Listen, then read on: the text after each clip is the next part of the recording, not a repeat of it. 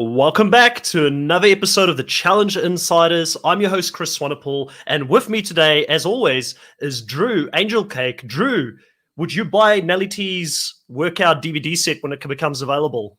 Are you in on the Nelly T hype train? I already pre-ordered it, so it's not even out yet, but I will pre-order it, and I will get in shape, even though I just ate a whole pizza tonight by myself. So... Yeah, it was very, very motivating stuff there. You got quite a lot of people getting involved in that workout segment there. You know, we had obviously Tori, his right-hand man, being a part of that. We had Berna, his love interest, also really showing what she's got. And then Ashley just lounging on the side, not wanting to get involved, just being bit old Ashley talking about Berna and not liking Berna. Yeah, I mean... I really enjoyed seeing everybody outside because last season we didn't get any of this, and it was because it was so cold, it was raining, and now we're in such a nice climate, weather. Everybody can either sit outside by the pool or work out with Nelly T. I love that we get these contrasting things, but everybody's outside soaking up some sun. No, 100%. I mean, they've got an impressive house there, impressive backyard. Like always, I mean, the challenge always finds these amazing locations to house people. But you just got to think, when these people are not in that house, who lives there? Because I mean, this place can yeah, it can fit 34 players in a season. It's an amazingly big house. Must be a billionaire or something that owns it. Has to be.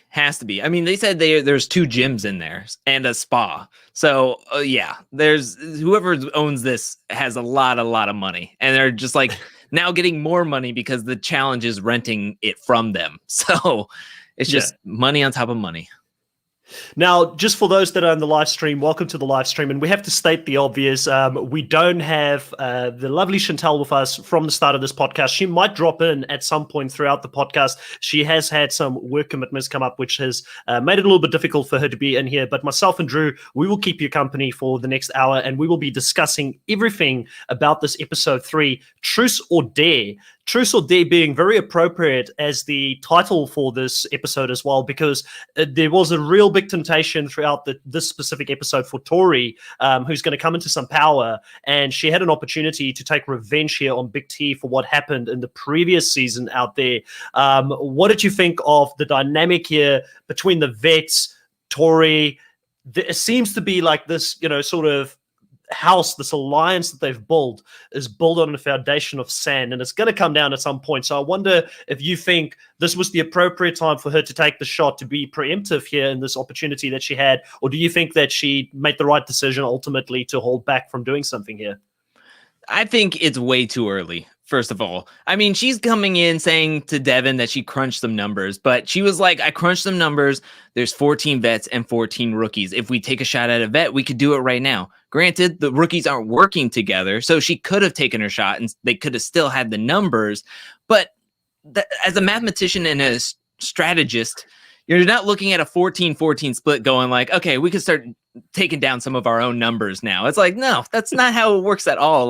There's still 14 other people that you could take a shot at, and you can whittle down some of those numbers before you take revenge. I think it reminds me of Fessy last episode wanting to take a shot at Amber. It's what? Hold your horses. We're in episode 3. There's no need to rush this right now. Also, stop going after Big T. I don't want Big T leaving this game any earlier than what she could. And episode 3 is way too early. I need more. I need more of Big T. I need more of her going through this game, because right now she's getting she's getting the underdog edit right now. So I don't want to. I want to see her come into power and take some shots of her own here. Yeah, it's crazy for me because, firstly, just want to address the whole Tori doing the math, 14-14. We don't go to Tori for strategic advice on how to play a season like the challenge, And luckily for her, she's got that good relationship with Devin. Devin being the person that played in the shadows for me this episode, and we'll definitely talk about him and how he's trying to influence where the votes are going to go. We already know one of the targets that he's got in mind is Emmanuel, being someone that he thinks will be a bit of a threat later in the game, because Emmanuel is someone that seems too calm, doesn't seem stressed out about the fact that, they might have to go into the lair. So he says this person gets it and they're a threat, and they're always sort of in the top 3 when it comes to the challenges and things. Obviously, he's got a pretty good partner as well, but we know Emmanuel could be a bit of a undercover sleeper for the vets, and he's very much noticing that early on, which was quite interesting. But I do want to sort of touch base on Big T before we go into Devin's gameplay, and just again say, I'm a massive Big T fan. Like, where Big T really, like, I've always liked her confessionals, but where I really became like a bit of a Big T stan was that episode that she was back with CT. She had to jump out of the plane. She had to overcome her fear of doing that, and we know that she didn't want to do it, and she pushed through and she did it. Just such a lovable character. But for some other reason, Big T is such a big target for the vets here, and they really feel like they can't trust her. She's really seems like she's just too much of a social threat and a social player, just by her wanting to be friends with some of the newer players and communicating with them. I think it's giving them flashbacks of last season, because she had somewhat of an alliance with some of the new girls last season as well, and it's maybe a little bit of an after effect of what happened in that season sort of rolling into this one as well. Yeah, exactly. And watching last season, I was so excited for Big T, because I remember her in War of the Worlds 2, and everyone discounted her, everyone underrated her, and she left after giving such a good performance against Georgia. And then coming into Double Agents, she was actually blossoming into a really great challenger, a competitor, a social player. She was finding her role in the game. And coming into this season, I was like excited, because I was like, we just saw her blossom last season. She's coming into this season, I'm thinking big things. And then come to find out, it seems like she's taking 2 steps back with all the vets. Like, everybody that she played the game with long term now is saying that they don't know if they can trust her or anything. So it just seems like this weird like regression in social game with the vets, yet she's trying to be good with them. But also, it sounds like she's just talking and being social with the rookies, but not like planning anything like she could have been last season. So it's just it's a weird dynamic that I'm trying to wrap my head around and try to understand. But yeah, I don't like Big T in this situation, especially with everything that happens in this episode. Yeah, I mean, it's interesting because obviously her and CT had a very long-standing partnership and a duo throughout the previous season, and they did sort of create a bit of a relationship between them. At one point, people were saying, does Big T have feelings for CT? CT did sort of pull her under his wing to a certain degree. He obviously did her dirty as well, but then ultimately came back to her. So it was such an interesting relationship that we saw in that previous season, one that I really enjoyed watching and see develop throughout the season as well. But this season, we have not seen CT and Big T communicate at all. It's not been shown to us on the TV. We don't know where CT stands on her. We do know that CT is in a very uncomfortable position between Berna and Ashley, because he and Ashley, they've got a pretty good relationship. I mean, they've done pretty well in the past together on the challenge. And he also obviously wants Berna to do extremely well on the show, because she's his partner this time around. But one of the people that it does look like Big T still has in her corner is Kyle. And Kyle does have a conversation there with Tori, where I think he probably put a little bit of doubt and fear in Tori's mind, where if Tori did want to make this move, this specific episode, he said, would that mean the truce is off and the vets can then come for each other? Would this mean that Pandora's box is open with all those people that are in it? Yeah, I think I love Kyle's strategy, because in the promos he was talking about how he was talking a lot to Priscilla about wanting to bring her into an all UK alliance, which is interesting to think about, because it's like, okay, he must have been thinking about this when there was more UK people in the game, like Kells. And so for him to have like a vets alliance, and then also to try to getting a UK alliance together, I think is very interesting. But he's always done that in the game. And I mean, Tori was put into a lot of pressure this episode. Once they won, Ed was like, I'm not going to do anything in the dramatics. Tori can do whatever she wants, and I'll just back her whatever she does. So now it's all on Tori, who's not the most strategic. So now she's trying to get advice from everybody. And yeah, Kyle's the one that's like, you shouldn't do that. She is a vet. And Tori is trying to figure out the best strategy for her that's going to get the least amount of people mad at her. But it's like I have this vendetta against Big T. The vets can't trust Big T, but if I do take a shot at Big T, now the vets are going to turn on me. Like, it's just this weird ground that she's just trying to figure out. And to me, she gets too much into her own head. She's overthinking it. She's going around to too many people, asking too many people. And it kind of just like falls on her anyways. The thing that she didn't want to happen after getting power, it kind of happens. It puts a lot of pressure on her. And I think it's going to put a target on her later down the line. 100%. Sam Hidgen in the chat asks, when do we think All Stars 2 will come out? I don't have any idea at this point. I don't know if you've got any idea, Drew. I know you sometimes have got a little bit more behind the scenes information than myself. I know there was a rumor cast floating out there, and then I was just flipping through because I don't like to go too deep into any of the season stuff. Once I see that there's a cast, I look to see what the rumor is. But once anything happens, I just like completely turn away from it. But there was somebody on Twitter that says that they think that there was another quarantine that had to happen. Like maybe somebody tested positive or a protocol was broken, so they had to go back into quarantine, kind of like how this season was. So I don't know if that's going to delay production even longer, or how that's going to affect production, or if people had to leave because of it, like we saw with Nam. So I don't know when. This is all up in the air for me. Like, I have no idea when it could happen, but I did see that there was a cast. So it's definitely, there's balls and gears rolling to getting that out there. Speaking the truth says, isn't it crazy how Tori became everything she didn't like about Kara? I do agree with that. She's now in the big alliance, and she's the person who's just going to be riding that wave, taking everybody out, and probably, becoming a little bit of a bully in certain situations, and being seen as that on the show. I know you're not a big fan of Tori, Drew. You've made no secret of that, so you'd probably agree with that statement. I do see it a little bit now. Okay, so I did a video on the review and recap, and some people were like, your bias against Tori is kind of blatant in this video. I didn't mean to make it that, like, sometimes you just go with the flow and you say what you say and you leave it in the edit and people will take it how they will. Yeah, I'm not a huge Tori fan, but it is interesting seeing that how she's like discrediting some competitors, calling them weak, thinking that she's better than a lot of the other competitors in the game. It is reminiscent of sort of Kara in War of the Worlds too, when Tori got the hero edit, Jordan and Tori got the couple edit, while Polly and Kara got the Joker and Harley Quinn edit, as they would like to call it. So it's just interesting now that she's in this game, and I don't know, it is kind of weird. It's kind of like just flipping around.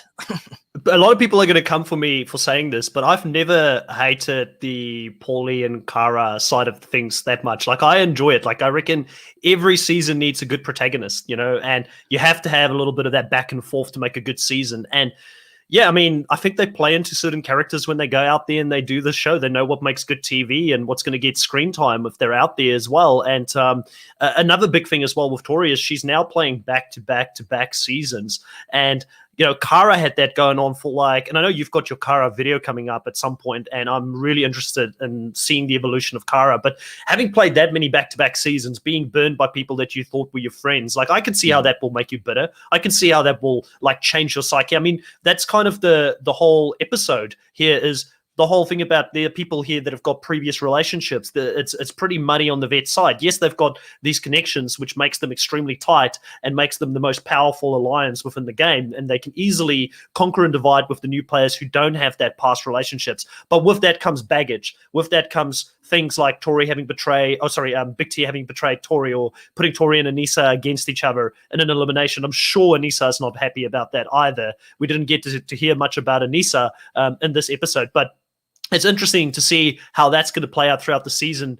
We also have here someone in the chat saying, Sam, isn't it strange how, it's basically Big T doesn't have as many female connections as some of the vets like Tori, Ashley, Amanda, and Anissa. I agree. It's making her a target. And I could have sworn I saw somewhere here that a few people like CT, Nanny, Casey, they're quite quiet at this point. And I think that's a good thing for most of those players. I feel like CT, Nanny, and Casey will probably be there for a while. I'm not too surprised about Casey because I've just never found her I think she's a great competitor. I just don't find her to be interesting television, though.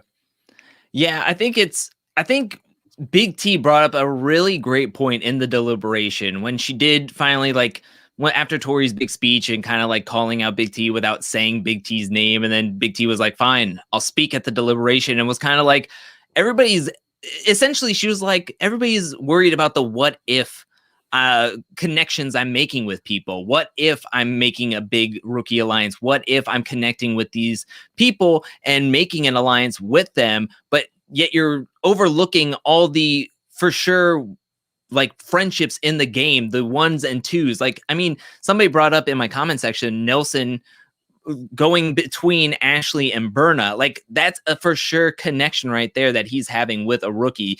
The same with Amanda and Ashley, and Big T's just sitting there going like, what if I'm not making the connections? What if we could like have this vet thing go far and I could be an asset to it, rather than looking at me like I'm some dangerous person that is trying to conspire against us. It's like, that's not what I'm trying to do here. Like, they're not even giving her a shot is what frustrates me. We're 2 episodes in and she's already like, you're leaving me out of plans. So it's very frustrating in that sense. And I can feel she's just being frustrated. Like I can tell like, she's just like, what is like, and then everything that else happens in the game, like, I could just see her just being like super like, this is just not her week. It was just not her week the way it all went down.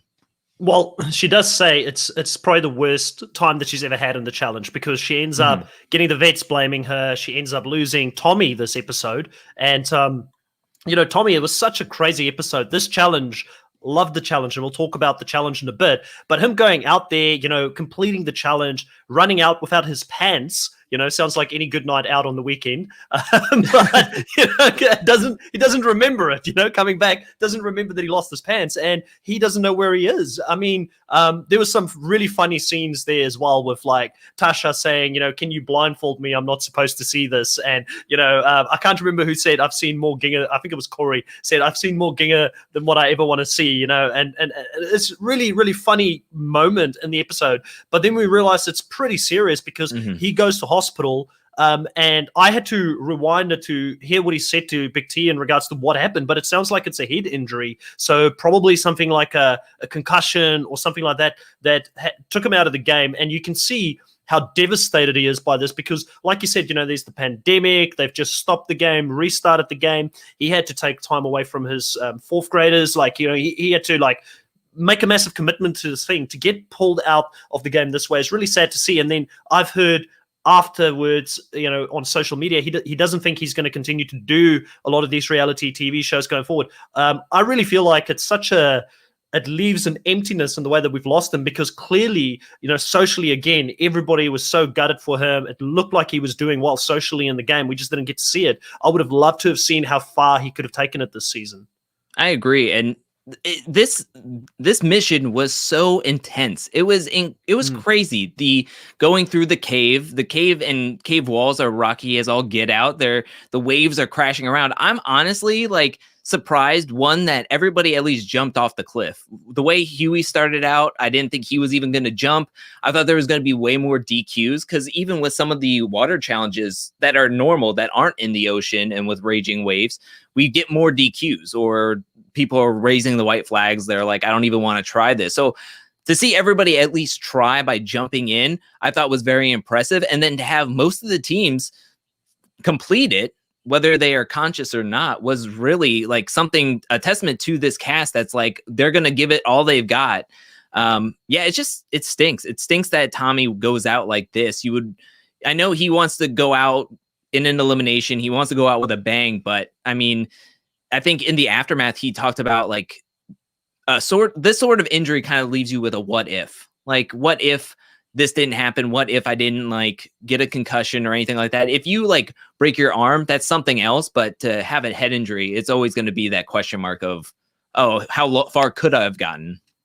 Yeah, I mean, you don't play around with head injuries. You've got to, like you said, you've only got like one head. If it's an arm, if it's a leg or something like that, you can kind of push through. But I understand why the doctors told him to leave. And also, Tommy is a smart guy. Like, he's not going to risk the rest of his life for a game, like the Oh, yeah, challenge, when no. he's already won $1 million. I mean, like the guy's okay. Financially, he's okay. Chantel here in the chat says, I really wanted to see Tommy and Michelle run this season. And same for me. And I mean, obviously, Michelle was pretty devastated with losing him as well. And we'll get into the Michelle performance because that was quite impressive this episode as well. But I want to talk about Huey before I forget. You mentioning Huey not wanting to jump in, vomiting before jumping into the water. Ashley saying she didn't realize she was going to get a kid that she never wanted on the show. And she feels like she wants to beat this kid. Like, I'm loving everything Ashley is giving me this season. I'm such a big Ashley fan this season. She's grown on me over the years. Like, I wasn't a day one Ashley fan, but I think her coming back, having been done dirty a few times now, leaving early, coming back, being in a partnership here with Huey, which is the sort of comic relief for the season, the bickering between them, the two personalities. I do think she probably loves you and she'd probably get along with him really well outside of the game. But, there's just this rivalry of her feeling like what has happened to her? She's a champion. She deserves someone that's going to really run this game with her. But then hats off to Huey for jumping in, like you said, and then doing really well, beating everyone in the swimming part of the game. He says he felt like he got superpowers when he got in there, and it wasn't because of ability, it was because of fear. Yeah, I think that's a testament to this cast. I mean, they cast a wide net from all over the world, from all different countries, and everybody's giving us something, whether it is like strength or something funny or entertainment value. I mean, everybody's doing their part within this season, and it's fun to see who gets highlighted and who doesn't, and if it's for foreshadowing reasons or if it's just for like funny moments, kind of like with the Hugh and Ashley portion of this mission. Yeah, I mean, a lot of the times when we see the challenge, and they bring all these new players in, we get so many duds, so many people that are just like, the duds, who are they? We don't even know who they are. But this season, you're quite right. The hats off to the casting, because it seems like most of these new players that they've brought in have really added a lot of value to the show. The only thing that I will sort of knock casting on is, why did you not put Ed on the show as a guarantee? Because I'm a big Ed fan at this point. Like, I love what he's bringing to the show. Him doing that little dinner date with Tori in the beginning of the episode, and they have like coleslaw or salad in between them. Just an hilarious scene. And like Tori kind of mentioned, similar to what we sort of noticed in the previous episode, the amount of positivity and brightness that he brings into the game is pretty good to see in a game such as the challenge. I think it's going to take him potentially quite far. Some of the guys might get intimidated by him pretty soon, because he is a pretty good athletical threat out there at the moment. I mean, they do end up actually winning this challenge, which is a great performance for a newly created team.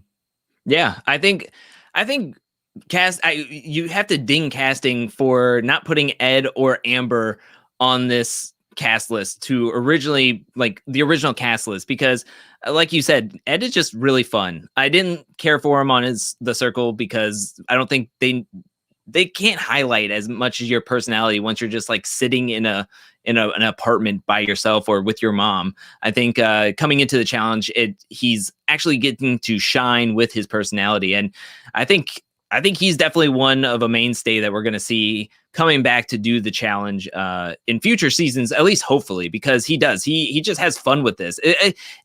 I'm rewatching older seasons, and it kind of reminds me of like how the old way was with the OGs, where they were just like in the house, they're just hanging out. They want to win some cash, but they also want to have some fun. And that's exactly what I get from Ed. Yeah, 100%. Chantal here in the chat says that he was on with his mom, obviously, in the circle. So it kind of limits you. I mean, you don't act the same in front of your mom like you would in general in real life. So I feel like him being sort of, the shackles are off. Nothing against his mom if she's watching this, she probably isn't. But, I mean, obviously the shackles is off, and he can just be free to be himself. And he just seems like such a lovable character. We need characters like this. And like you said, for me, he kind of just, I don't know, he brings that old school vibe and approach to it, not taking everything too seriously, going with the flow, coming back into the house saying he's okay with not making the decisions, letting Tori kind of run that side of it. You might say horrible strategic direction for letting a vet decide where things are going to go, but I think it's the right approach for someone like Ed, who came into the game very late. He didn't have the same time to bond even with the new players. He doesn't really owe anyone anything at this stage, and I do feel like the producers like him as well, because we're getting a lot of Ed screen time at this point. Obviously, he he ended up winning this, so you got to kind of tell the story of the winner. But still, I feel like there's enough there that he's giving us at the moment that he probably will come back a lot. He also makes that observation while they're in the water that Michelle is a bit of a beast because she's pushing him in the swimming portion of the challenge with a face that is bleeding. Corey notices that as well, and he's like, I'm not going to tell Michelle that her face is bleeding because that might just freak her out in the moment. But Michelle really coming through strong here in this challenge where Tori also notices it. I actually thought Michelle was going to go down in the lair at the end of this episode just based off that observation, and also with Corey and Michelle being the second fastest team in this heat as well. It's funny that they were both in the same heat sort of pushing each other, and that was the number 1 and number 2 team for the challenge. Yeah, we kind of saw that happen to Michaela and Renan. I mean, granted, Michaela had a list, but also they came in second place to Anissa and Logan. So it was weird that, and somebody made this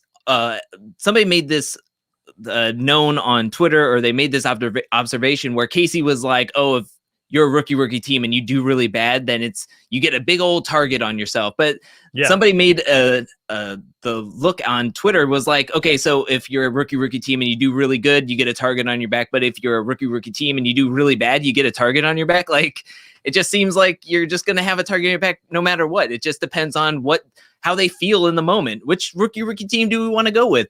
One that beasted it out and came 1 second behind the first place, or do we want to throw in the one that disqualified? So we saw what happened this episode.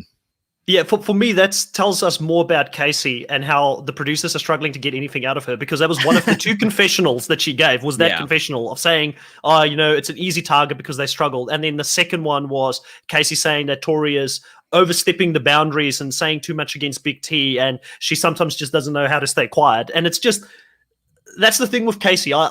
People listening to this might think, oh, Chris doesn't like Casey. I actually do like Casey. It's just, I really struggle with her because it's a little bit of a love-hate type of relationship. She's good in the challenges. I do think she's a nice person outside of it. I mean, I've heard enough about her outside of the game to know that everybody that's spoken to her loves her and talks highly of her. It's just on the TV shows, she's a bit of a dud for me. I mean, you can't have 24 or 34 all high-profile personalities out there, but I think that's why Casey's been pretty quiet this season at this point. Just we'll hear from her when she wins, and she'll bring the strategy. We know she's got the strategy, but outside of that, I don't know too much, And it kind of reminds me of something we touched on Big T earlier, not having many alliance members. I do feel like Casey and Josh probably are still working with Big T to a certain degree as well, because Josh did try and help Big T in the deliberation by saying, "Hey, you need to speak up." Yeah, I think with Casey, I think she does have a personality, and I think that she played football. She knows how to trash talk. She knows how to compete. I just think it's when you have all the other messy characters and who's messier, those are gonna be the players that are getting screen time. Those are the ones that are like the Ashleys, the Nelsons. They're gonna get the ones that are gonna get the more messy makeouts and fights and arguments. Where Casey, who's probably more chill overall and consistently chill, will just kind of like be in the background for a little bit, and we'll see her compete and everything. The one thing is I think that the vets are with Big T's like need to know basis. They'll tell her information when they need to know it, when she needs to know it. But I mean, we saw that in the votes that a lot of the vets are getting their partners to vote with them. So if Nani is like, I got Gabo, Corey is saying I got Bettina, and Josh and Amber are voting together and everything, they're counting the votes going like, okay, that's enough. We don't need to like tell people that may leak the information. So I do think that they're going to try to work with Big T, but I think she's on a need to know basis with the vets and whoever is making the plans for that episode. As she said in the aftermath on episode 2 that Josh never came to her, or Fessy never came to her and said, hey, this is the plan. We're going to vote Kells. And Josh had to be like, oh, we love you though. We love you. We would have told you, but I think they already had their numbers and they're like, let's just go with it. Yeah, 100%. It's going to be interesting to see where Amber is going to fit into this alliance moving forward. We had someone here earlier in the chat saying that they had a theory that this one here. So Dan said, this is just a theory, but I think that Fessy and Esther are going to win the daily challenge and they're going to send Amber into the lair.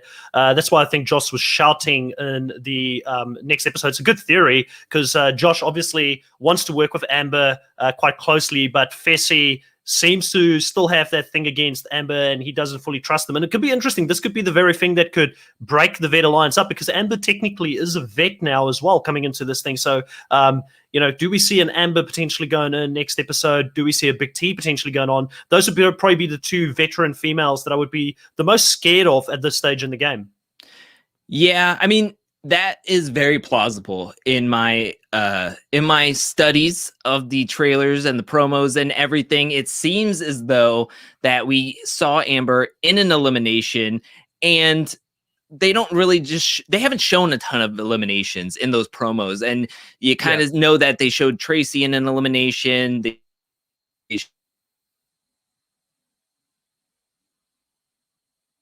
Oops, we might have lost Drew there for a second. I don't know if you guys can still hear me. Let me know in the chat if you can still hear me.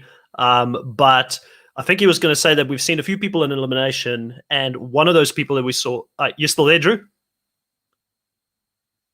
Had a little bit of a movement there. I'm not too sure if he can still hear me. But we've seen a lot of people in eliminations. I think there was the specific scene where we had an elimination with Amber sort of hanging onto the pole where she was bleeding as well. I saw her face was bleeding while she was hanging onto it as well. So great. Thanks, Love by you, for letting me know that you can hear me. Drew will probably pop back in soon. So interesting theory. I do think that there is a good chance that we will see definitely Amber going to elimination at some stage soon. Hey, Drew, welcome back. Nope, still looks like we might not have him with us at the moment. So you guys can fire some questions our way if you want. I did see one of the questions here was, who from Big Brother Canada would we like to see come and play the game? I'm not actually fully across Big Brother Canada recently. The last person that I thought, or people that I thought would do really well, were a combination of the Pretty Boys, probably like is it Adam Pike, and I forgot the one fella that he was actually in the running to come on to the challenge not that long ago. So I wouldn't mind seeing him also play potentially in this specific season. I'm shocked we didn't see Logan this episode. Logan's been very quiet. We did see him obviously in the challenge with Anissa, and he looked like he was doing a pretty good job actually in that episode with Anissa as well. In the swimming portion of the challenge, he was doing pretty good. But yes, we didn't see much in regards to confessionals or anything like that. He does seem to be protected by Anissa to a certain degree. I think one of the things at the moment that's really helping Logan in the game with Anissa is that he's been so supportive and calm when it came to helping Anissa in the game, talking her through challenges, wanting to be a supportive partner, that I think that Anissa would probably go to bat for him if they can. Who's the guy from BB Canada that beat Joss in boxing? I think his name was Adam. Yes, Adam is the person that I'm thinking about as well. I think Adam could be a good addition potentially to the show. I think he could do really well. Another thing I wanted to talk about for this episode is that obviously we see that, again, separate people are getting pulled into this elimination, and we still got the twist where individuals can be selected to go in to the lair, opposed to having a couple go down there. And I think now that we've had a couple of episodes to actually look at how this season is played out, I'm less and less liking the fact that individuals can be chosen to go down opposed to duos going down. I thought I would like it in the beginning when they first brought the whole theme up about choose individuals to come down, but I think it's made it too easy for the veterans just to pick off all of these newbies at the moment, because even if you're attached to a veteran in the game, it doesn't necessarily mean you're going to be safe long term. So I'm not a big fan of that. What do you think of the twist now that we've seen it sort of play out a few times where they can choose individuals coming down? For me personally, I've just got a lower and lower on it, to be honest. Yeah, I agree. I wasn't really a big fan of it when we first got introduced, but I was like, maybe they'll execute it in a different way. But I don't know. I'm not a huge fan of this. Also with Big Brother Canada, I don't know if you're a big fan of that, Drew, but I remember there was someone that was not that long ago that were sort of rumored to potentially be in one of the seasons, and he didn't actually make it all the way through. I think it might have been last season as well. He was part of the Pretty Boys Alliance. It's not Adam. I forgot his name. Do you remember who that was? I do not. I'm not huge. Sorry, guys. I'm not huge into Big Brother Canada. I just dipped into it like this past summer. So I know some from like Big Brother Canada 5 and then some from the later seasons, but I don't know exactly who anybody is from any other alliances.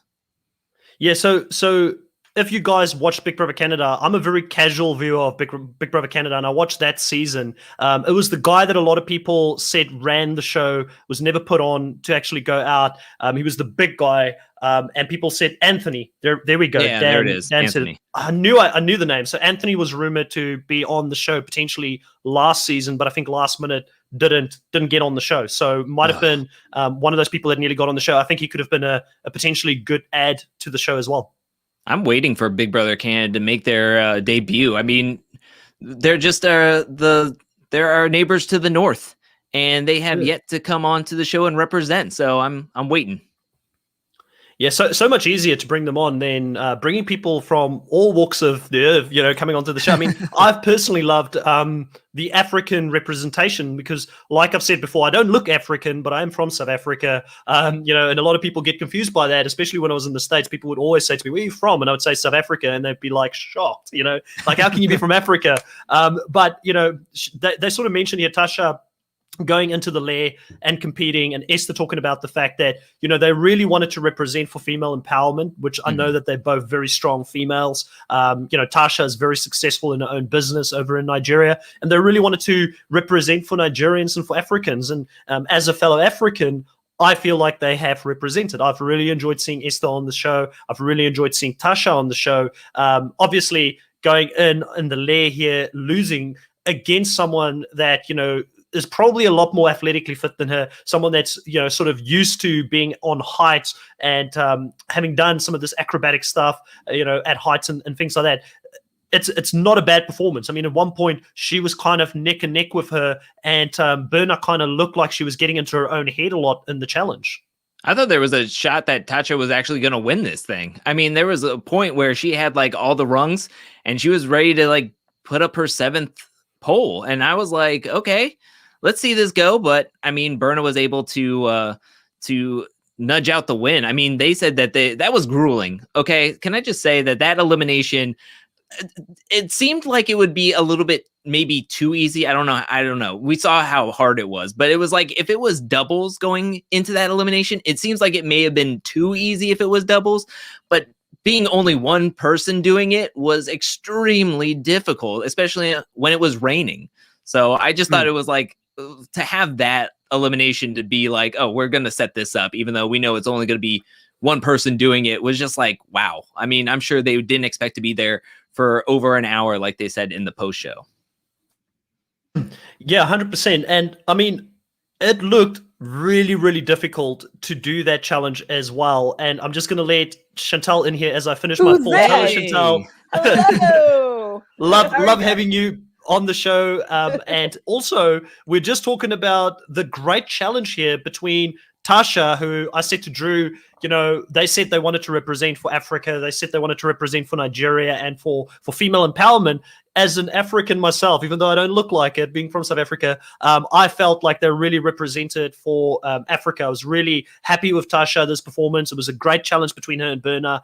We thought Berna was going to run away with this whole thing, and Tasha gave her a good challenge. And I think the strength that Tasha has here is that she stays calm and remains calm. I mean, she loses it at the end when she goes off at Tori and she pops off at her, which is great, but she doesn't do it in the middle of the challenge. And this challenge looked super difficult going up on those poles. It didn't look like, any movement with your core, if you weren't stable, looked like you were flying. And I mean, Berna gave herself an injury, knocking herself with one of the rungs straight in the face and with bleeding from it. I think she's a really tough competitor, but she's going to get more and more dangerous the deeper she gets in the game, because at the moment, it's that butterflies. It's being down in the arena. I spoke about it a lot on the show before where, my experience that I can sort of relate to as someone that has done karate for over 15, 16 years. Whenever I used to compete in the ring and you go up against someone that wants to take your head off and there's only one of you two are going to walk away from this as a winner, there's a certain amount of like, you're either going to fight or flight. And I feel like she had a little bit of flight happening there while she was trying to figure it out before she calmed down. But what did you think of the challenge here with the two ladies going up against each other here, and also Tasha's performance on the show. Do you feel like she did Africa, Nigeria, and females out there proud? Of course she did. Like, TJ's not going to say that if she didn't mean it. Berna, after the challenge, hugs her and is like, "You did Nigeria proud." Like, I 100% think that she's somebody that will be asked back, especially for popping off at the end and just clapped back at Tori, which was like, I was salivating over. I'm like, yes, call out Tori. Don't let her speak. I was like, that's exactly what we were hoping for to come from her. So to go out with a bang like that, she will be asked back 100%. And the fact that she put up such a good fight against Berna, I agree. I thought that Berna was going to win it for sure. And I was really just sad because I want to see them both in the game. And so at that whole elimination, I was like really on the edge of my seat. Like, I did not know who was going to win it. And I was like, like I was in it. But just to your point, I really felt that she was flailing because it's something completely unfamiliar, something new, a lot of pressure, lights, camera, doing something. But then she knows the amount of focus that one needs to be able to perform high wire acts and stuff like that. And so that's a different level of commitment, focus, and really a dedication to what you are doing. So she was kind of all in her head, all over the place. And then when she's like, wait, I want to calm down and go back to where she knows how to perform excellence. And I think that she tapped into that again. And I think that is going to make her a really fierce competitor moving forward. Now that she's got the jitters of the game out and she knows how to tap into what's innately part of her performance. Like, not everybody can do high wire and like circus trips up high. Like, that's very dangerous. And so I think that she's going to be a great competitor moving forward. I'm happy that she stayed with CT. I want to see what mess comes between her and Nelson and the Ashley of it all. I think she's a great competitor. Sad to see her going up against Tasha, of course, but I think that I'm happy that she stayed as well. I think that line that Tasha said at the end, where she's like, if I come back, I'm coming for Tori and I'm taking her down. Just that alone sets her up for a potential return. I mean, Tori is making a lot of rivals out there, so I don't know if she'll necessarily be the rival, but sometimes recency bias counts for something, So if there's ever a rival season in the future, and if it's the next season, who knows, you might even see that. But I feel like you need to let that play out. I mean, that's what makes the challenge so good, is that you get these rivalries and people backstabbing each other season after season coming back. And can Johnny Bananas and Wes finally work together? Can these people who want to take each other down finally do it, like a Tasha and a Tori? So I'm really interested in that, the whole thing that, between Big T and Tori this episode, that coming back as well. It's what makes the show so compelling and what makes us want to watch it. But Chantel, I'm really surprised that you didn't say that Berna's real secret weapon was the Nelly T workout session that she had in the beginning of the episode. Yes, the Nelly T boot camp. I definitely thought it was really funny because the episode before I was saying, Santa, anytime they do some slow motion workout scenes, like, you're going to cover that. That's going to be your jurisdiction to like report back on the workout scene. And then the next week it says, if the producers heard me, they made it into an entire segment of people doing like, the runs and the ropes and like, anyways, Nelson, he's just going back to what got him cast, basically. He's messy and he gets women, and he's kind of dumb, kind of smart, like funny in the confessionals. But like, do we really think he's going to win the game? Not really. Like, I'm sorry, Drew. I know that you're in support of Nelson, but I think he's really here just to cause some mess and be invited back again. I don't know if he has the capacity to maneuver the game in a way that will make him win the money. I think he just wants to be cast. Nelly T was my #1 draft pick, and so I will always stand behind him. But there was portions in his confessionals where I was like, come on now. I mean, when he was like, he was like, oh, I need my snuggle bunny back home, or come to daddy. Get in the game. I was like, what are you doing, man? Like, it's your guy. Turn that down a little bit. Just turn that down a little bit. And you know what? I'll stick by it, but he needs to stop the come to daddies thing. Like, that was just, oh my gosh. It's a bit cringy. It's a bit cringy. Kyle, we don't get much from him this episode, just a few important bits and pieces here, but he had that whole confessional about being in the middle, hearing from the one side, Nelson shouting, "Come back, my love, I want you to return," and then Ashley really, saying F Nelson, and obviously wanting Berna to go home. And I'm here for it. I'm here to see how this whole Ashley-Berna rivalry is going to play out throughout the season. I'm really loving that. Also, one of the questions or one of the observations here that Dan made, and we haven't spoken much about Gabbo for this specific episode, but I've kind of had that same thinking. He said that he had popcorn muscles, but he seems to be doing okay so far in the challenges. And I do think that he's pretty safe. No one's coming for him immediately with Nani. I think we touched on it a little bit. Sadly, someone like a Corey L is the biggest target up until this point. And you've got to wonder, going into this next episode now, Corey's going to remain, like I think he sort of said that in this episode too, Gabbo, he's going to continue to be the person that they're going to continue to throw down there every single time because they can choose an individual guy. It's easy to say his name now. He's been down there more than once, so no one's making an additional enemy if they call him to go down there.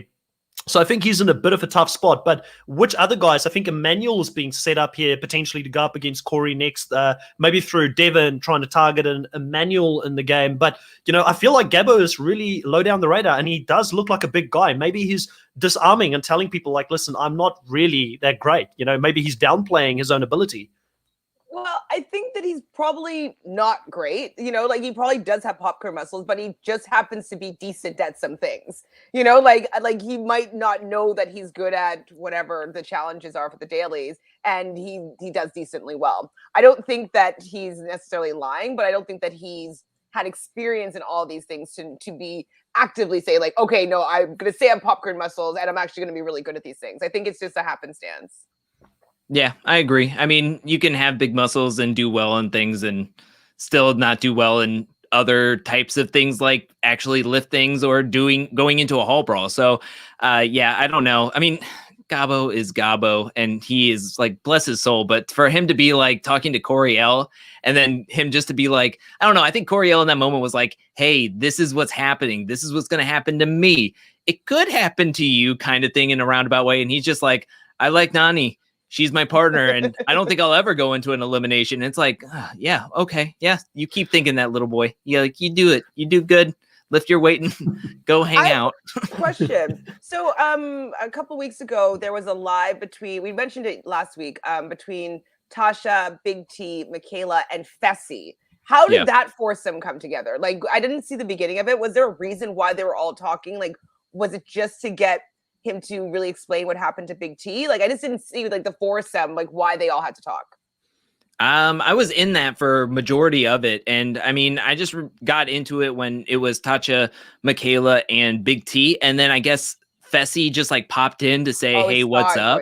Okay. And then that's when everybody was like, Fessy's in. And so he had to run out to his car wherever he was, whether he was working or somewhere else. And he was like in his car, like trying to talk to him, and they put him in the hot seat. So okay, I get it. That was that was fun. That was, yeah, gotcha. That was very fun, by the way, to watch.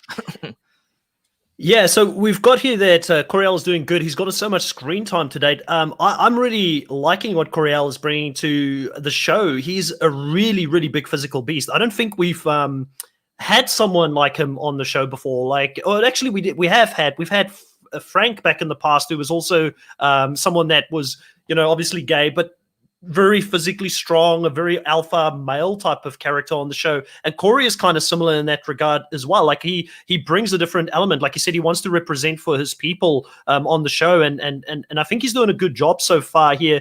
I completely underestimated him coming from the romantic love show that he came from to doing something like the challenge. Yeah, exactly. Yeah. And I think he's in your team, right, Chantal? You took the gamble on him. I did. Let me have a look. Oh no, it's Drew. Drew got him. So yeah. So sorry, well on the done, other Drew. Podcasts I have him.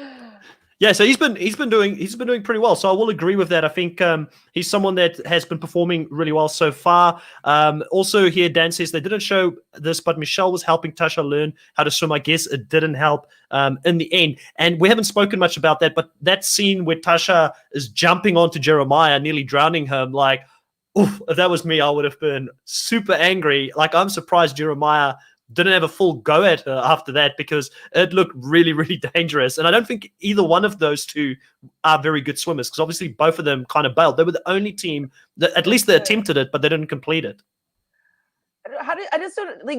Have they just never had a swimming lesson in their life? Because they just with a life jacket, can't everybody swim? Like I was so confused by not being able to. I guess I just don't know. I will add to that. I think it's like people underestimate how difficult it is to swim in the ocean when there's a massive current there. Like you can swim in a swimming pool, and then they're swimming in the ocean, right? And the way that challenge was with the waves crashing in and out, there were good swimmers struggling. I mean, CT talking about the fact that, this was dangerous and that, he needed to prevent himself from being smashed against the rocks. And all moon everybody, come on. Yeah. Huey said that, he was not just getting the challenge, he was also getting his dinner all at the same place, and he was loving it. I'm a big fan of Huey. I think he's been really fun to watch this season, but there's going to come a point where Ashley's going to throw him to the wolves because I'm pretty sure she's going to want to upgrade and she's going to want to change partners getting into the pointy end of the game here. Oh, she'll just take CT from Berna. She totally would. Yeah, I could see that. I could see that happening. It'll be interesting to see how far Amber gets into the game, and will CT want to grab Amber if she's still available later on, because they seem to work so well in the previous finale as a team. But it's going to be interesting to see where that's going to play out. I do want to go into our teams and who's remaining still in the teams at this point, and let's have a look at who we're going to lose in our draft here this week. So the two people that we're losing, I'm losing Tasha. So that's, I believe, the first person on my team this season that I'm losing, outside of medical DQ. Sorry, I did lose Michaela as well. So Tasha is out of my team. And then for the guy, there's no guy this week. I was just thinking to myself, I'm hitting a blank. Who was the guy? There was no guy this week. So only Tasha is off the board. So myself and Drew are equal here at the moment with one person advantage over Chantel currently. Chantel, actually, you're the last person. Yep. You lose another person. You lose. Oh, you're right. Tommy. Yeah. Yes. Thanks for helping me there. So obviously Tommy being DQ'd, and we spoke about that a little bit, Chantel, while you weren't on the show. But what a disappointing thing here to lose Tommy to something like a head injury, potentially a concussion or something like that has happened, and also finding out that he most likely won't be doing any reality TV shows in the near future. I do think he comes back if Survivor asks him. But for some other reason, I feel like he probably feels like it's time to take a bit of a break. He must have had a pretty bad experience being out there, but he looked like he was really loved by the rest of the castmates when he was leaving. So it looked like we could see a bit of that social game that got him the win in Survivor playing out this season, but we obviously sadly didn't see him get to sort of go all the way and show us what he can do. Yeah, I mean, it was really disappointing.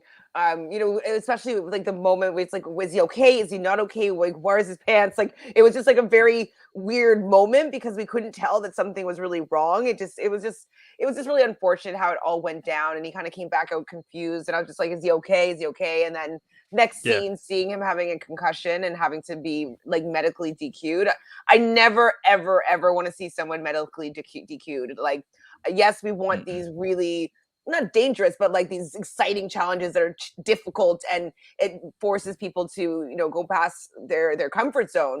But I don't want to see people that potentially having like a lifelong, ailment because they were on the challenge. So yeah, it was really unfortunate that he got a concussion. I definitely wanted to see what him and Michelle could do. They are two winners. They're two people that are friends. They're two people that they understand how to go deep into games. And so I wanted to see them learn how to play this game together. So was a sad 100%. It was really sad to see it. And we've got in the chat here saying, by love by you, can we see an Ashley win? Because normally with Ashley, if she doesn't go home early, she goes all the way and wins it. So I think we're all here for a bit of a redemption for Ashley. Like I don't know how she gets there at the moment, just the way things are set up on the table, but she is dangerous. If she stays long enough in the game, she makes a final. She's got the experience. Muscle memory counts for something when you get to the final. CT showed that last season. But yeah, I have confidence that if she gets to the final, she could beat most of the women there. I'm not sure about Amber and her running skills, how that would rival Ashley's, and maybe Casey might give her a run for her money. But everybody else, I think that she could definitely go toe to toe with. So yeah, if she gets far, she could win. I do think so. I do want to say that does her leaving early in one season and doing well in another season, does that track when she came back a second time in Double Agents? Now, is that considered the long form, and does she kind of go out sooner rather than later in this season? We've never seen that happen before, so I just wanted to throw that out there, put a little question mark on it.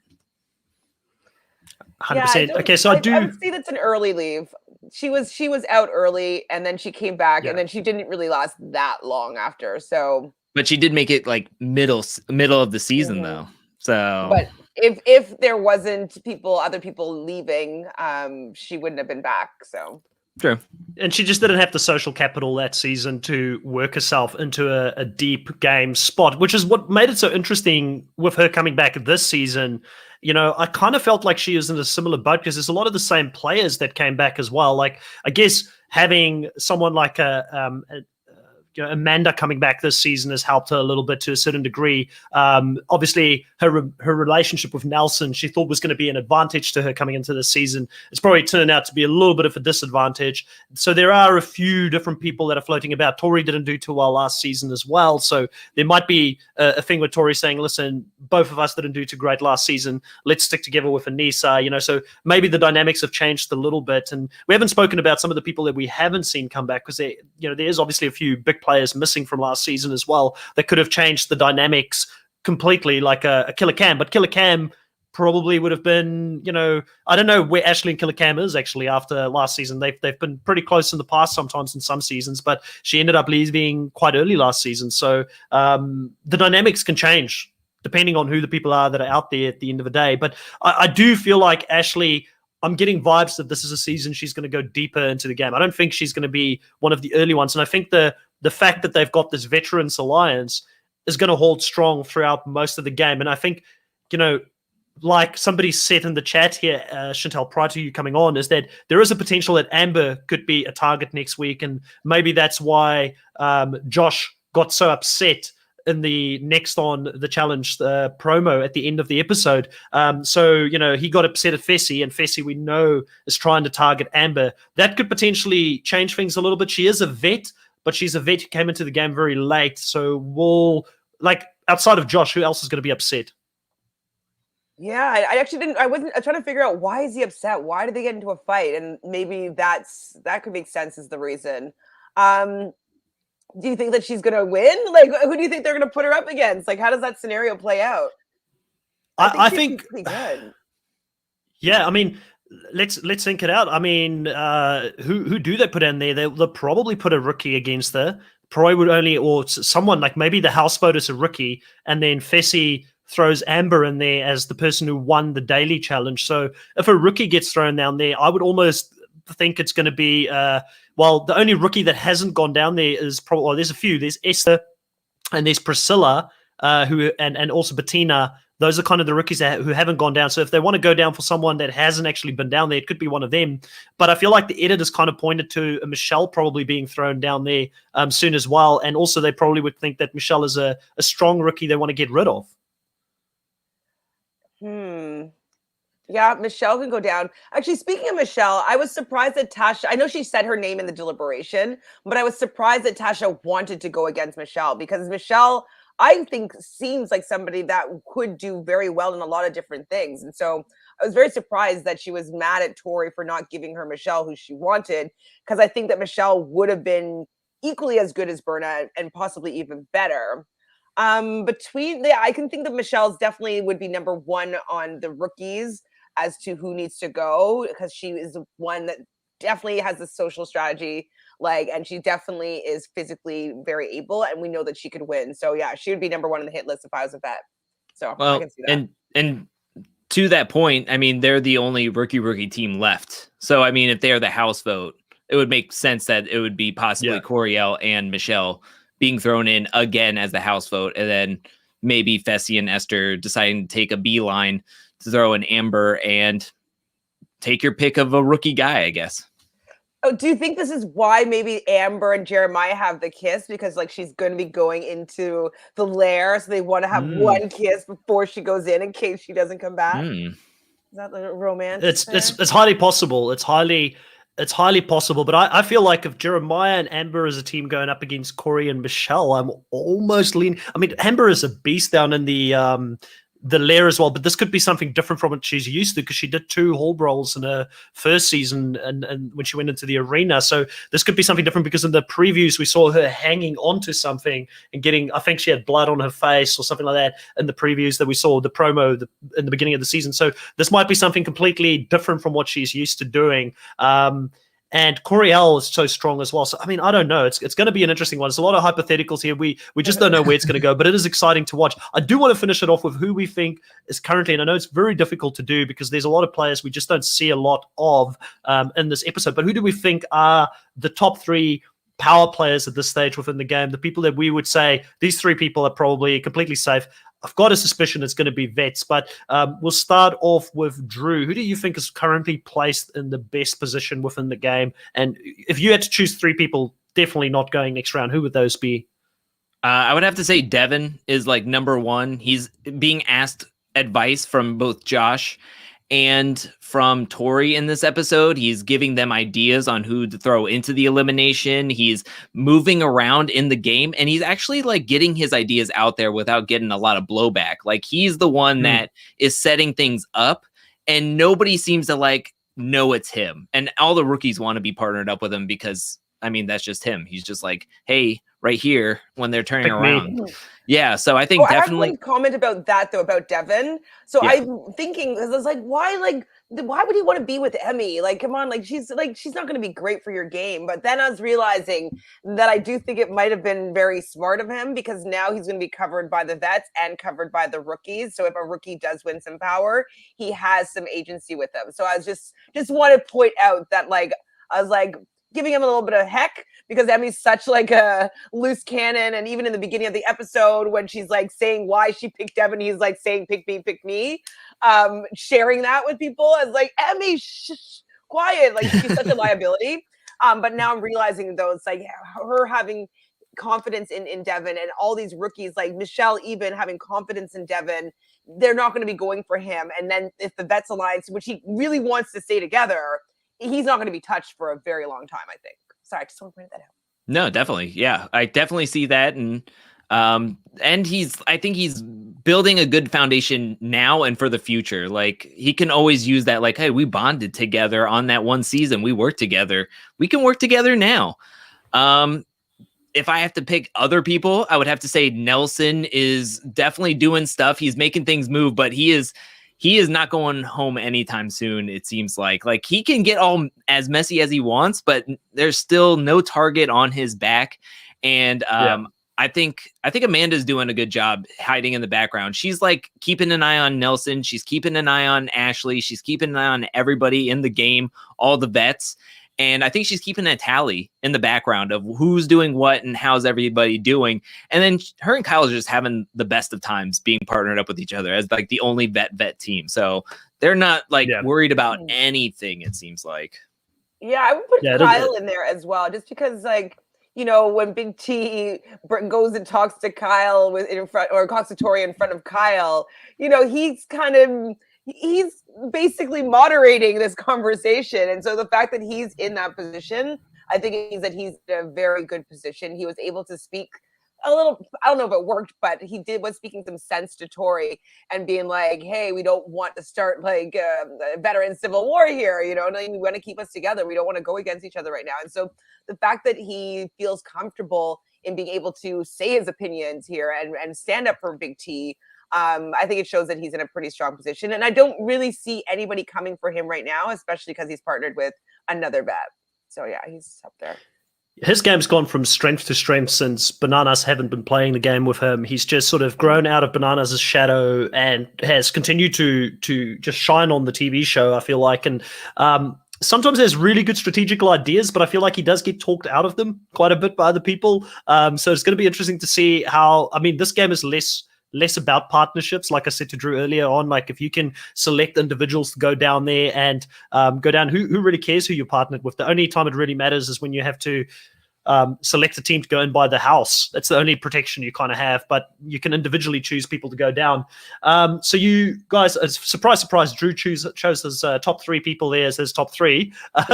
Chantal, you mentioned there Kyle is another person. Is there anybody else that you think outside of those 4 that potentially is in a good position as well? I mean, I feel like CT might be like he's playing his CT, let me hide, and then get to the end and win. And it seems like it's working.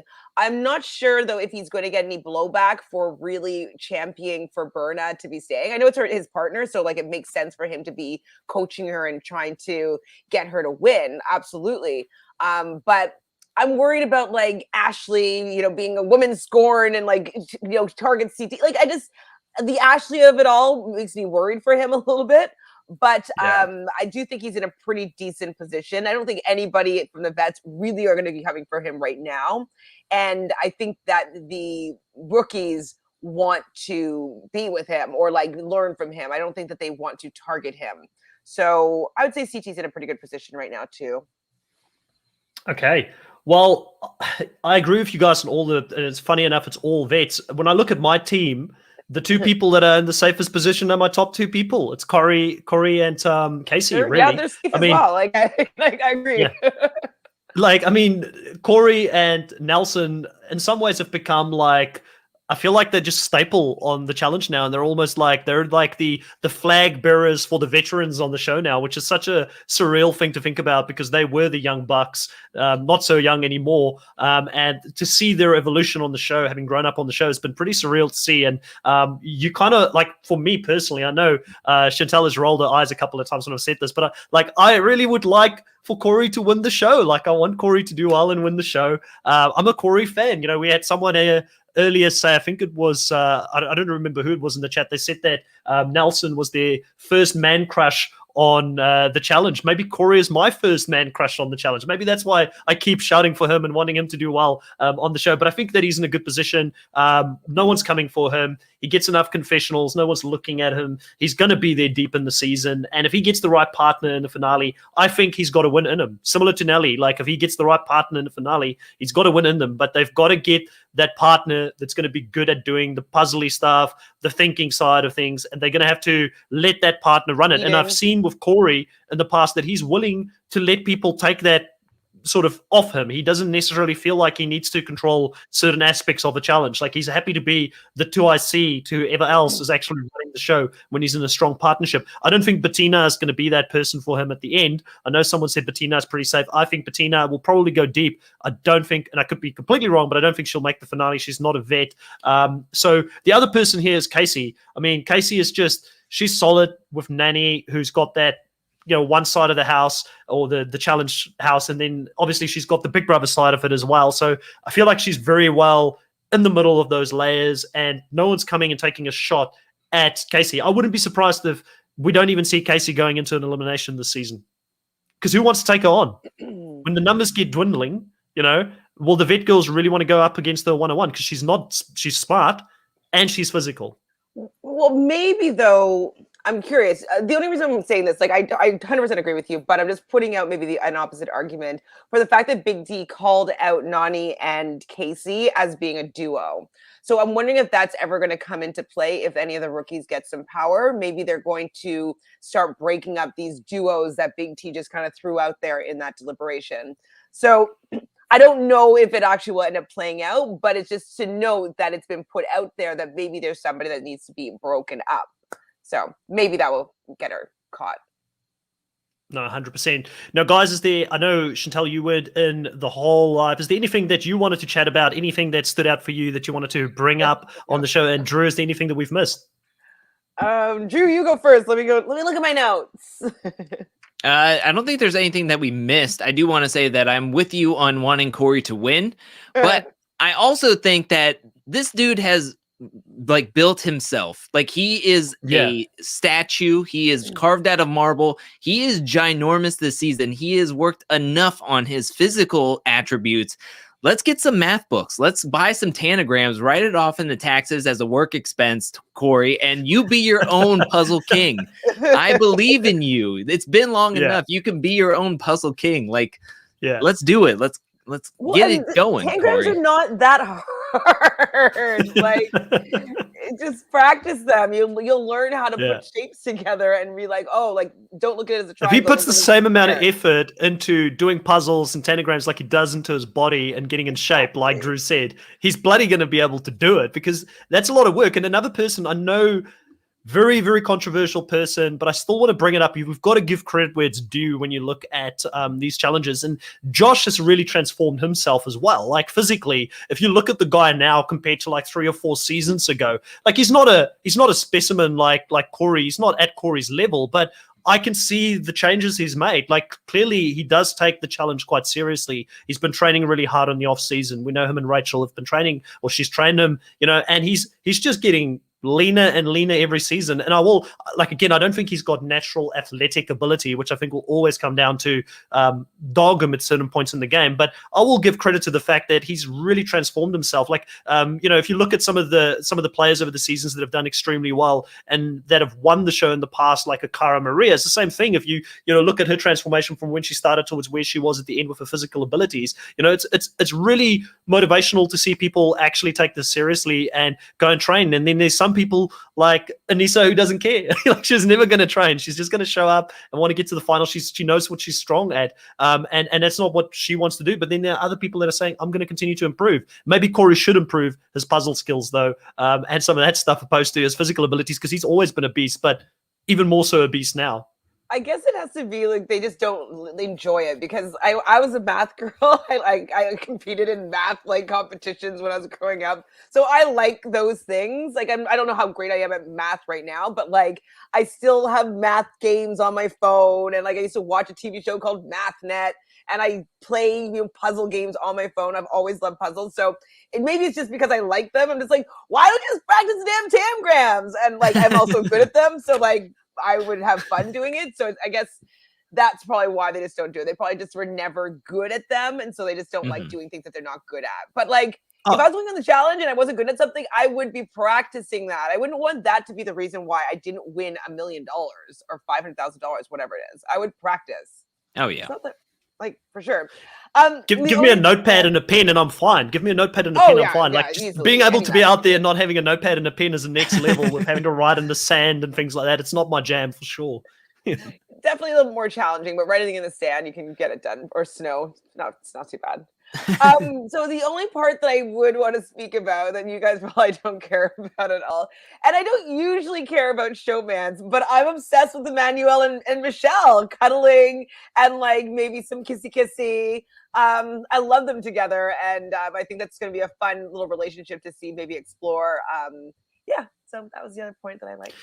Yeah, it's interesting. We haven't spoken about that at all. It's why we needed the female presence here on the podcast as well to talk about the love, romance, interests, and all those kind of things. But Emmanuel's an interesting character. Like, I wouldn't in a million of years have thought that those two would gravitate towards each other like they have. But I do think that them, like Michelle, it's interesting. It's weird. Like, I'm loving Michelle, by the way, this season. Like, I've always loved her, but even more so, like, she's just bringing everything for me. Great casting call by them to bring her on the show, and I hope she does become a bit more of a regular. But it's interesting to see her in these love type of interests on the show, because we've never really seen that on Survivor. Survivor is not about really hooking up unless you're Boston Rob and Amber. Most people don't hook up on the island. And it's interesting to see her in this way. I think she's adapted to the game that she has to play out there. She's got to find alliance members. She's lost Tommy. Like she said, she doesn't have Michaela there anymore. The Survivor Alliance is gone. She doesn't really have that many connections. Not that he's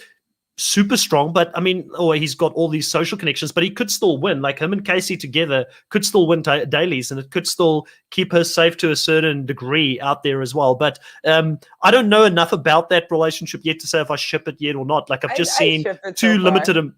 You like it? I want pre-shipping. Free Fair shipping. enough. The other thing that I wanted to talk about too, I don't think you fully mentioned it, but I loved in the deliberation. Well, I hated that Josh was like, oh, like if anybody has like something to say, if they feel like they're in danger. I was just like, Josh, nobody asked you to be moderating the deliberation. But then when Devin comes in and he's like, well, if not you, then who? I was like, yes, that's how you get people to, start pointing some fingers. I was like, Devin just did it better. And I was appreciating that he kind of like did what Josh wanted to do, but it didn't land for Josh. And I like that moment. Yeah, and I really liked, the whole Tori coming in saying, hey, let's give ourselves a pat on the back, participation trophies for everyone. And then Ashley comes from the side and says, this is not what it's about. Like, we are here to put someone to go down to the lair, shut up, basically. And that's why I like Ashley so much. Like, she's just continuing. Like, I've liked her in some of the previous seasons as well. Like I've said to Drew, she's just growing on me every season. I'm just like, I'm here for Ashley more and more. Like, this is what we're about. It's not this lovey-dovey participation trophies for everyone when we're out there in the deliberation talking about who's going to go down to the lair. And then obviously when Hugo just comes in, slaps in with, Jesus Christ, who are you, Cruella? That was really good. Yeah, so... well, I hope this is not true. If Dan's right, Chantal, then in the trailer, apparently Tori and Emmanuel danced together, so maybe Michelle is going home soon, so you may not see that relationship sort of stand the test of times moving forward. And it's going to be interesting because it does look like Tori's trying to make some moves on Ed as well, even though he's got a girlfriend. So shows you how quickly Tori's moved on from Cal's after he's left the game as well.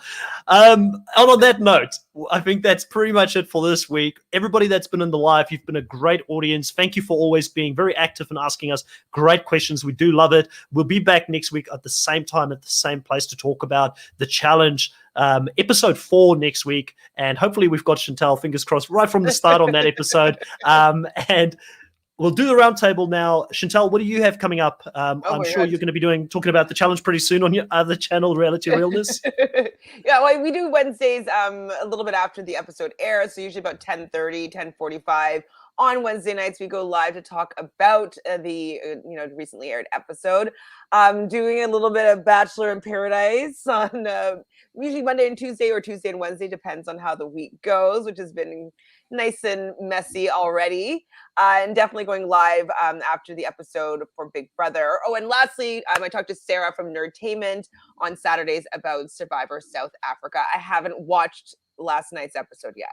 I won't say anything. It was another excellent episode. For those who are not watching Survivor South Africa, and I will be going live in about 40 minutes to talk about the latest episode of that as well. I reckon, and I don't know how you feel about it, Chantal, I reckon top tier season this season. It's up there with some of the best that we've seen. Every single person is playing. Every single person could win. And I have my 2 favorites that I'm rooting for.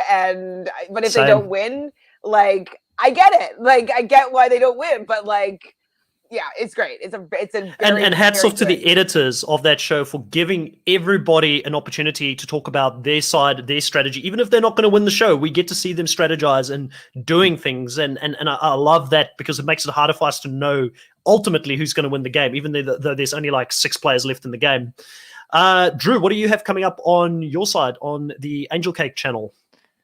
Challenge, and more challenge. Reviews, recaps, Tiny Table Talks, Thursdays, Fridays, and I have that car video coming out in about 3 weeks, or almost, about 3 weeks. Sometime in September, it's going to be coming out, and then I got a Landon documentary coming out. I'm working on Paula, and there's another video that's coming out, not this Tuesday, but next Tuesday, that I'm excited about, but I'm still working on it.